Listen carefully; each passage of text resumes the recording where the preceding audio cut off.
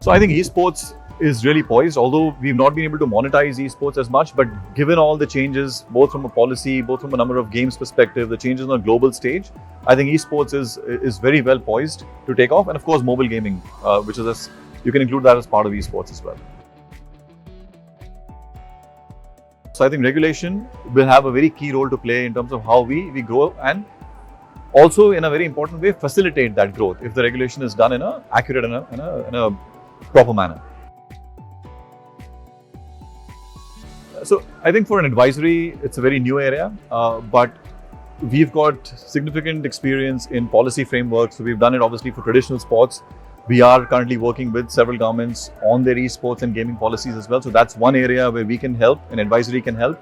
Also in terms of organizing massive championships or large-scale events that are related to esports and gaming. I think that's another area of expertise that advisory would bring, and especially at Grant Thornton, we're very experienced in doing all of that.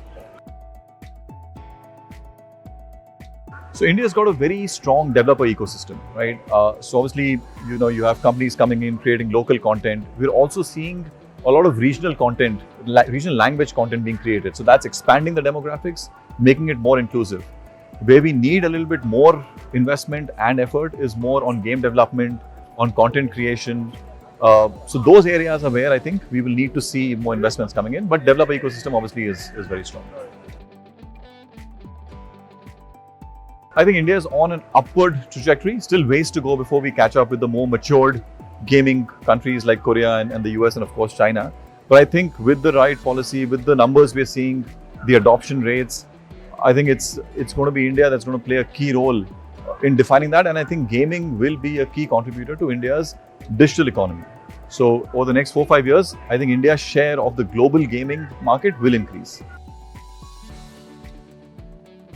One is physical infra, where you have esports academies, you have gaming arenas, and then you've got more, when you talk about new technologies, you've got cloud-based infra. Now, as I was talking in the show, Satya Nadella just announced the world's first quantum chip.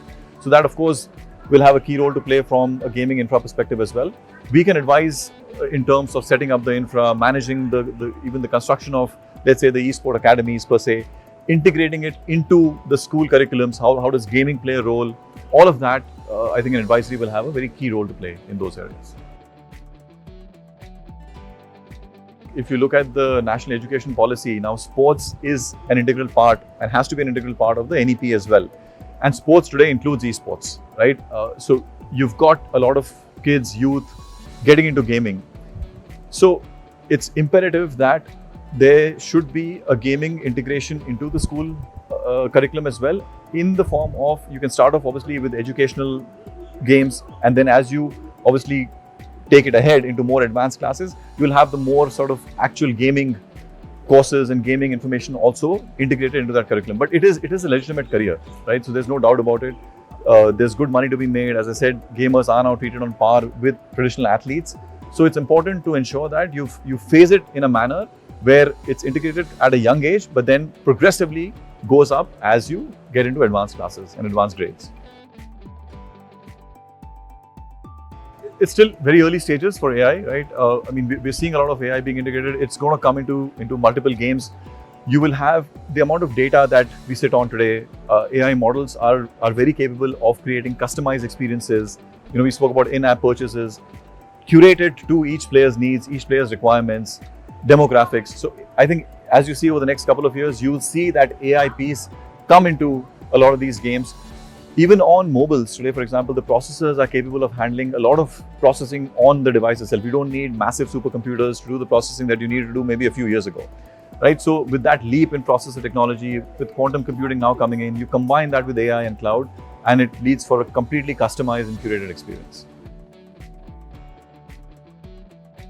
I see India becoming a global gaming superpower in the next 5 years. India will define the global gaming industry. Is actually at this point struggling a little bit due to various reasons. India, as I said, is on an upward trajectory because of the variety of reasons we spoke about. So India will shape and affect how the global industry goes and moves in the next 3 or 5 years, with more development coming in from India, more content creation coming in from India, You're going to see global companies invest into India. And with that content creation, with more gamers, I think it's poised to play a very important role in the overall gaming economy.